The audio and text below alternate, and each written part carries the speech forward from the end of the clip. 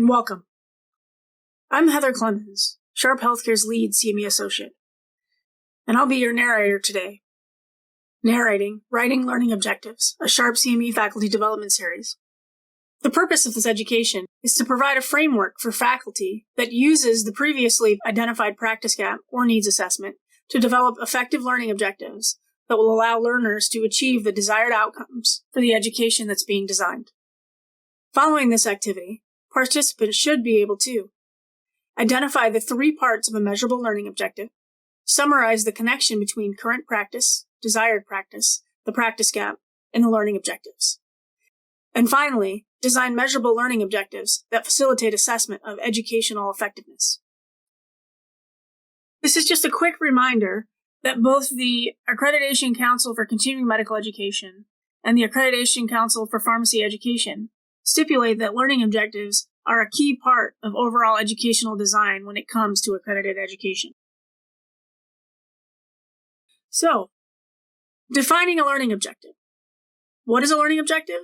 Simply put, it is specific knowledge, skills, and/or attitudes learners must acquire in order to achieve the desired practice state, and thus close the practice gap.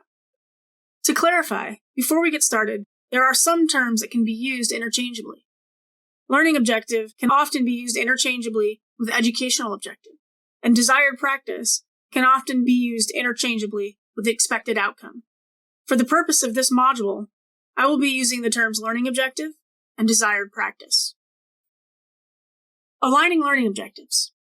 Learning objectives are based and developed on the previously identified practice gap and should always be aligned to improve the knowledge, skills, and attitudes learners need to achieve the desired practice state. More specifically, from a skill perspective, the learning objective should be measurable actions that close the practice gap by improving learners' competence, in other words, knowing what to do and how to do it, learners' performance, in other words, the ability to demonstrate a new skill or actually doing something that needs to be done. And finally, the hope is that improvements in competence and performance will lead to improved patient outcomes. And ultimately, as noted here on this slide, this alignment from the practice gap to the learning objectives continues on through the learning assessment, where tests and other techniques can be used to determine one's improvement in competence or one's improvement in performance. Alignment is the key to effective and successful accredited continuing education. Now, for the specifics on how to write an effective and measurable learning objective. Initially, let's keep it simple here. We're basically trying to address knowledge, attitudes, or skills. And when you're writing these objectives, you want to avoid trying to address more than one thing in any given objective. One action verb, one condition, and then the description of success. The basic structure of a learning objective, as you can see here on the slide, is the action verb plus the condition plus the description of success. It's important to understand each of the components and remember that there should be no or very few ands in your sentences when you're designing these objectives. The action verb, the first word in your objective, is the key action or cognitive skill that you want a learner to take in order to move forward and achieve the learning objective. We'll see some specific examples of these on the coming slides. The condition is a situation in which they're trying to demonstrate competence, performance, or improve patient outcomes. Is it within their personal practice? Is it within the hospital? Is it within the community? Is it addressing a specific patient population? And then finally, you have the description of success. How does the learner know that they've achieved the objective? What do they need to do to be able to achieve the objective? So, those ideal action verbs. You can see a number of them listed here on this table. And most of the time, these verb recommendations come from the theoretical concept of Bloom's taxonomy. If you're interested in learning more about Bloom's, refer to the resources at the end of the C module. The most important thing that you need to know is that moving from the bottom to the top of the triangle means more cognitive, complex learning and cognitive processing is occurring. So be sure to use verbs from the level that reflects your intended level of understanding and integration for your target audience. This is not an inclusive list of measurable verbs, but it does provide a great starting point. It's perhaps recommended that you print this slide or you print the writing objectives help sheet and keep it close by as a reference when writing future objectives. There are some terms that we should avoid. These are very popular and people often initially use these when first drafting learning objectives. The challenge is they're not measurable. These verbs should be avoided and learning objectives should be written in terms of the verb suggestions on the previous slide. Again, as a tip, if you're not sure the verb you want to use is measurable, think about the following statement. Hey mom, watch me. And if your mom can't actually physically watch you do something, then that verb is not measurable.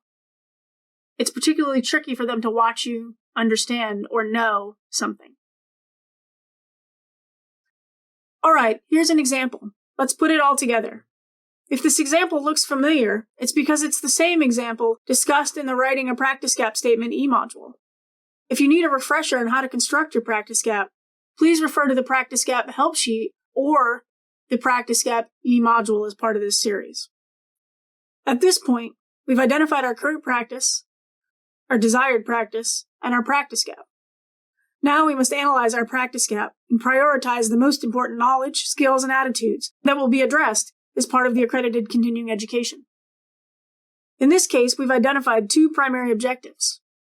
They both address competence, knowing something or knowing how to do something.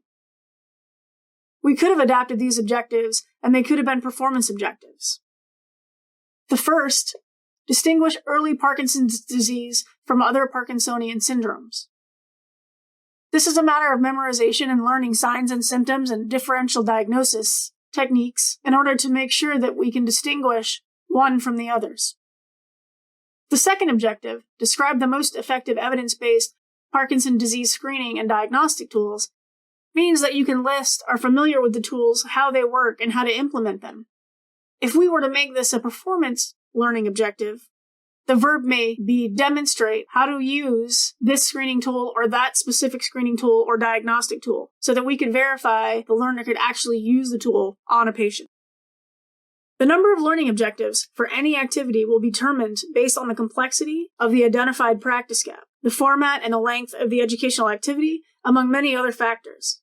You may not be able to address a practice gap completely with one activity, so please plan accordingly. Some final tips. Please make sure your writing objectives always start with, following this activity, participants should be able to. And again, don't forget that, hey mom, watch me approach to your verb selection. Don't compound your verbs. And make sure we challenge our learners and really understand our target audience and make sure that we're developing content beyond basic knowledge. And finally, be creative. Create interest for your users by using a variety of verbs and catching people's attention. Thank you. We hope this information has been helpful. If you'd like feedback or suggestions on the content presented, or content you'd like to see us develop, please email the Sharp CME department at CME, that's Charlie Mike Echo, at sharp.com.